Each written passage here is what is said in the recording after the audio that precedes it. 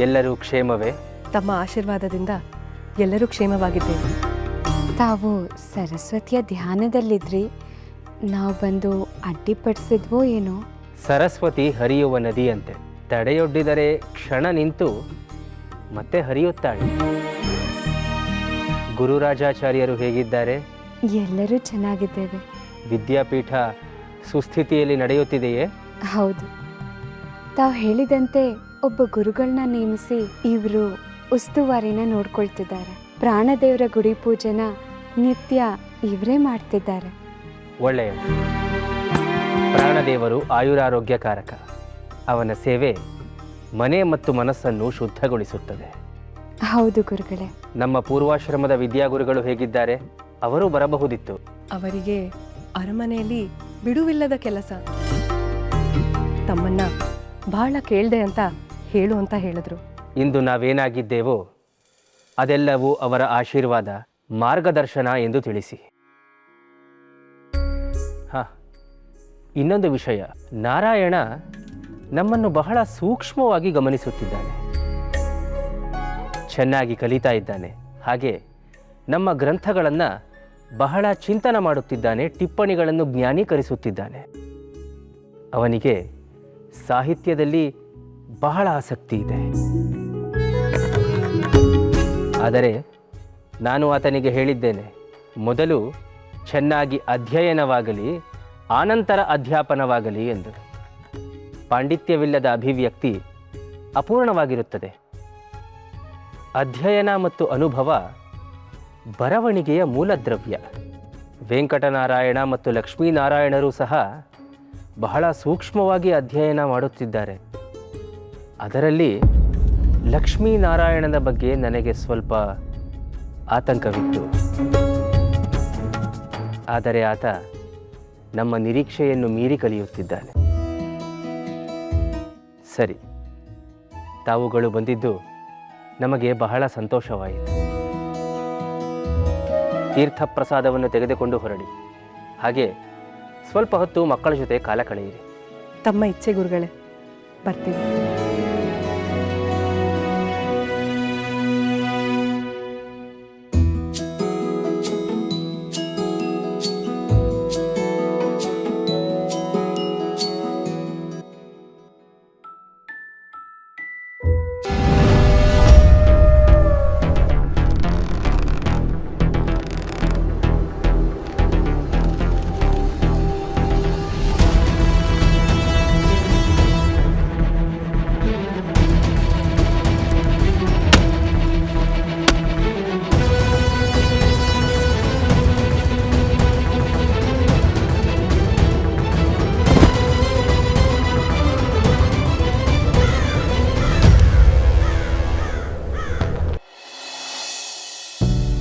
ವ್ಯಾಪಾರದ ಒತ್ತಡ ಗುರುಗಳೇ, ಹಾಗಾಗಿ ಬರೋದಕ್ಕೆ ಸ್ವಲ್ಪ ದಿನ ಆಯಿತು.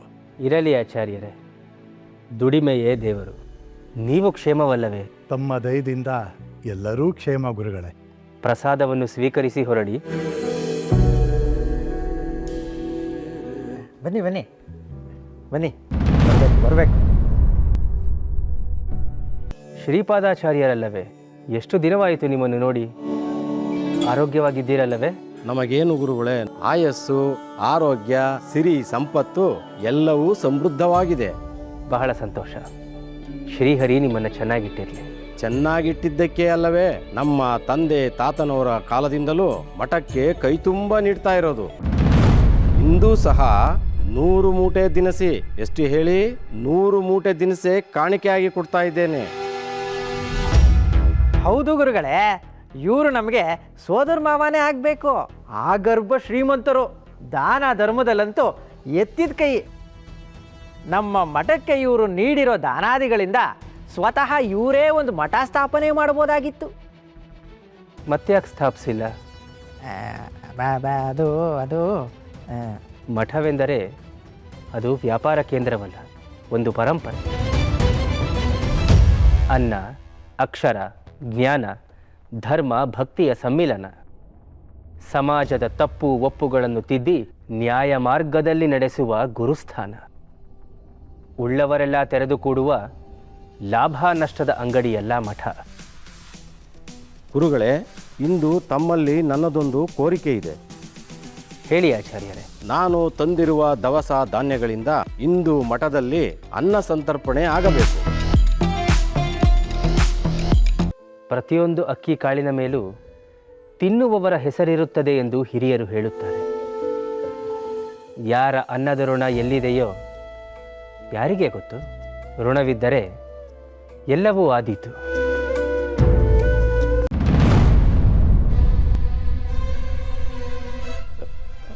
ಗುರುಗಳು ಅಪ್ಪಣೆ ಕೊಟ್ಟರೆ ನಾನಿನ್ನು ಹೊರಡುತ್ತೇನೆ. ಇಲ್ಲಿ ಆಚಾರ್ಯರೇ, ಯಾಕೆ ಈ ಸಂಕೋಚ?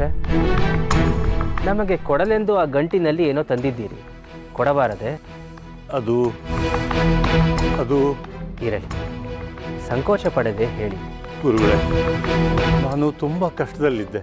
ಕಳೆದ ವರ್ಷ ಶ್ರೀಮಠಕ್ಕೆ ಬಂದು ತಮ್ಮ ಆಶೀರ್ವಾದ ಪಡೆದು ಹೋದ ಮೇಲೆ ನನ್ನ ಆರೋಗ್ಯ ಸುಧಾರಿಸಿತು. ತಮ್ಮ ಕೈಯಿಂದಲೇ ಕೃಷಿ, ಬಿತ್ತನೆ, ಬೀಜ, ಧನ ಸಹಾಯ ಪಡೆದು ಹೋಗಿದ್ದೆ. ಕಷ್ಟಪಟ್ಟು ದುಡಿಮೆ ಮಾಡಿದಾಗ ನಿಮ್ಮ ದಯೆಯಿಂದ ಒಳ್ಳೆ ಫಸಲು ಕೂಡ ಬಂತು. ಅದರಲ್ಲಿ ಅರ್ಧವನ್ನಾದರೂ ಮಠಕ್ಕೆ ಕೊಡಬೇಕು ಅನ್ನೋದು ನನ್ನ ಆಸೆ ಗುರುಗಳೇ. ಆದರೆ ನನ್ನ ಆರ್ಥಿಕ ಪರಿಸ್ಥಿತಿ ಅದಕ್ಕೆ ಅನುವು ಮಾಡಿಕೊಡಲಿಲ್ಲ. ಹಾಗಾಗಿ ಗುರುಗಳ ಒಂದು ಹೊತ್ತಿನ ಪ್ರಸಾದ ಸೇವನೆಗಾದರೂ ನಾನು ತಂದಿರೋ ದವಸಗಳಿಂದ ಆಗಲಿ ಅನ್ನೋದು ನನ್ನ ಆಸೆ. ನಾನು ಬೆಳೆದ ಭತ್ತವನ್ನು ನಾನೇ ಕುಟ್ಟಿ ಅಕ್ಕಿ ಮಾಡಿಕೊಂಡು ತಂದೆ. ಆದರೆ ಮತ್ತೇಕೆ ಹಾಗೆ ಹೋಗುತ್ತಿದ್ದೀರಿ? ಇಂದು ನಮ್ಮನ್ನು ಉಪವಾಸವಿರಿಸಬೇಕು ಎಂಬ ಬಯಕೆ ಏನು? ಶ್ರೀಹರಿ, ಎಲ್ಲಾದರೂ ಉಂಟೆ ಗುರುಗಳೇ? ಹಾಗಿದ್ದಲ್ಲಿ ಅದನ್ನು ನಮಗೆ ಕೊಡಿ.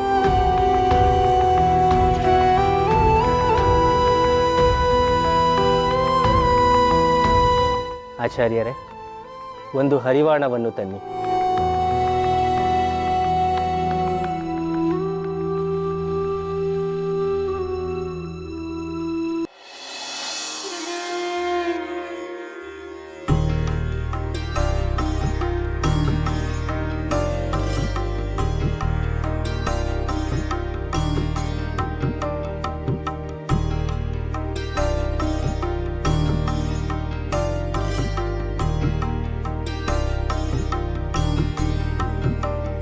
ಅನಂತ ಫಲದಂ ವಿಷ್ಣು ಅನ್ನಮೇವ ಸಮಾಶ್ರಯೇ.